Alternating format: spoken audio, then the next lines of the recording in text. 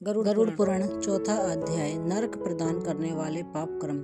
सिर्फ सुनने मात्र से ही आपकी मृत आत्मा की मुक्ति हो जाएगी। नरक प्रदान करने वाले पाप कर्म। गरुड़ उवाच। गरुड़ जी ने कहा, हे केशव, किन पापों के कारण पापी मनुष्य यमलोक के महामार्ग में जाते हैं और किन पापों से वैतरणी में गिरते हैं तथा किन पापों के कारण नरक में जाते हैं, वह मुझे बताइए। श्री भगवान बोले, सदा पाप कर्मों में लगे हुए शुभ कर्म से विमुख प्राणी एक नरक से दूसरे नरक को, एक के बाद एक दूसरे दुख को तथा एक भय के बाद दूसरे भय को प्राप्त होते रहते हैं। धार्मिक जन यानी धर्म के अनुसार चलने वाले मनुष्य धर्मराज में 3 दिशाओं में स्थित द्वारों से जाते हैं और पापी पुरुष दक्षिण द्वार के मार्ग से ही वहां जाते हैं। इसी महादुखदायी दक्षिणी मार्ग में वैतरणी नदी है। उसमें जो पापी पुरुष जाते हैं उन्हें मैं तुम्हें बताता हूँ। जो पापी पुरुष वहां पर जाते हैं वे हैं, नंबर 1, जो ब्राह्मणों की हत्या करने वाले, सुरापान करने वाले, गऊ को मारने वाले, बाल बच्चों को मारने वाले, स्त्री की हत्या करने वाले, गर्भपात करने वाले और गुप्त रूप से पाप करने वाले हैं। जो गुरु के धन को हरण करने वाले, देवता अथवा ब्राह्मण का धन छीनने वाले, स्त्रियों के साथ दुर्व्यवहार करने वाले, बच्चों के साथ दुर्व्यवहार करते हैं, जो ऋण ले लेते हैं और उसे वापस नहीं लौटा देते हैं, अपनी धरोहर का अपहरण कर लेते हैं, दूसरे अपने दोस्तों से विश्वासघात करते हैं, विष देकर दूसरों को मार डालते हैं, दूसरे के दोष को ग्रहण कर लेते हैं, दूसरों की प्रशंसा न करने वाले, गुणवानों के साथ विद्रोह करने वाले, नीचों के साथ अनुराग रखने वाले, मूर्ख, सत्संगति से दूर रहने वाले हैं, जो तीर्थों,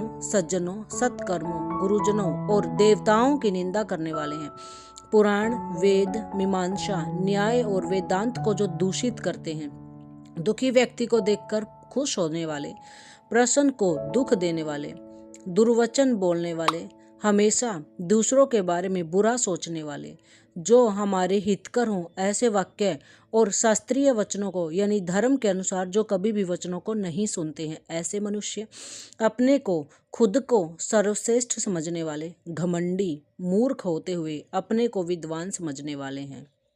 ये तथा अन्य बहुत पापों का अर्जन करने वाले अधर्मी जीव रात दिन रोते हुए यम मार्ग में जाते हैं। यमदूतों के द्वारा पीटे जाते हुए वे पापी व्यक्ति वैतरणी नदी की ओर जाते हैं और उसमें गिरते हैं। ऐसे उन पापियों के विषय में मैं तुम्हें बताता हूँ जो अपने माता पिता, गुरु, आचार्य तथा पूज्य जनों को अपमानित करते हैं। वे मनुष्य वैतरणी नदी में डूब जाते हैं। और जो मनुष्य या जो पुरुष पतिव्रता, सच्चरित्र, उत्तम कुल में उत्पन्न, विनय से युक्त स्त्री को द्वेष के कारण, ईर्ष्या के कारण छोड़ देते हैं, वे वैतरणी में जाकर गिर जाते हैं। जो हजारों गुणों के होने पर भी सत्पुरुषों में दोष का आरोपण करते हैं यानी अच्छे मनुष्यों में दोष लगा देते हैं और उनकी हमेशा अवहेलना करते रहते हैं, वे भी वैतरणी नदी में जाकर पड़ते हैं। वचन दे करके जो ब्राह्मण को यथार्थ रूप से दान ही नहीं देता है और उसे बुला करके जो व्यक्ति नहीं है ऐसा कहते हैं, वे दोनों सदा वैतरणी में निवास ही करते हैं। स्वयं दी हुई वस्तु का जो अपहरण कर लेता है, दान देकर पश्चाताप करता है, जो दूसरे की आजीविका का हरण कर लेता है, दान देने से जो रोक देता है, यज्ञ को जो विखंडित कर देता है, कथा को जो सुनता नहीं है या दूसरे की कथा को जो भंग कर देता है, क्षेत्र की सीमा का यानी दूसरे की खेत की सीमा का हरण कर लेता है और गोचर की भूमि को जो जोतता है, जहाँ पर गायें चुराने वाले होते हैं, जो उनकी भूमि को जोत लेता है, वह वैतरणी में पड़ता है। ब्राह्मण होकर हमेशा पर स्त्री गमन करने वाला, शूद्र जाति का ब्राह्मण पति, वेद प्रतिपादित यज्ञ के अतिरिक्त अपने लिए पशुओं की हत्या करने वाला, ब्रह्म कर्म से जो अच्युत है, मांस जो खाता है, शराब जो पीता है, जिसका स्वभाव अच्छा नहीं है, शास्त्र जिसने नहीं पढ़े हैं यानी शास्त्र से रहित अध्ययन ब्राह्मण, ऐसे ब्राह्मण, वेद पढ़ने वाला शूद्र, कपिला का दूध पीने वाला शूद्र और यज्ञ के उपरांत धारण करने वाला शूद्र, ब्राह्मणी का पति बनने वाला शूद्र, राजमहिषी के साथ बुरा व्यवहार करने वाला, पराई स्त्री का अपहरण करने वाला, कन्या के साथ कामाचार की इच्छा रखने वाला, तथा जो सतीत्व को नष्ट कर देता है, ये सभी इसी प्रकार और बहुत निषिद्धाचरण करने में उत्सुक तथा शास्त्र विहित जो कर्मों को त्याग देते हैं, ऐसे मूर्ख व्यक्ति वैतरणी नदी में जाकर गिर जाते हैं। सभी मार्गों को पार करके पापी यम के भवन में पहुंचते हैं और पुनः यम की आज्ञा से आकर दूत लोग उन्हें वैतरणी में फेंक देते हैं। हे खगराज, यह वैतरणी नदी कष्ट प्रदान करने वाले सभी प्रमुख नरकों में सबसे अधिक कष्ट देती है। इसलिए यमदूत पापियों को उस वैतरणी नदी में फेंकते हैं।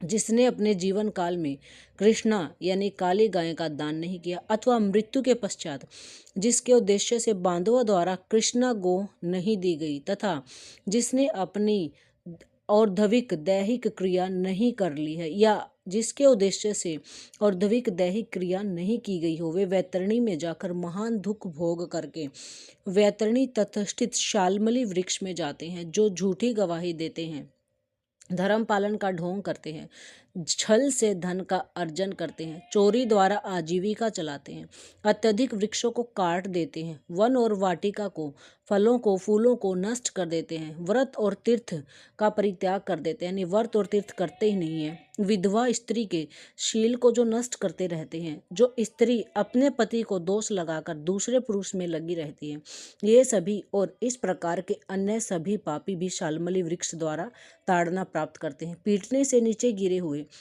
उन पापियों को यमदूत नरकों में फेंक देते हैं। उन नरकों में जो पापी गिरते हैं, उनके विषय में मैं तुम्हें बतलाता हूँ। वेद की निंदा करने वाले नास्तिक, मर्यादा का उल्लंघन करने वाले कंजूस, विषयों में डूबे रहने वाले दंभी तथा कृतघ्न मनुष्य निश्चय ही नरकों में गिरते हैं।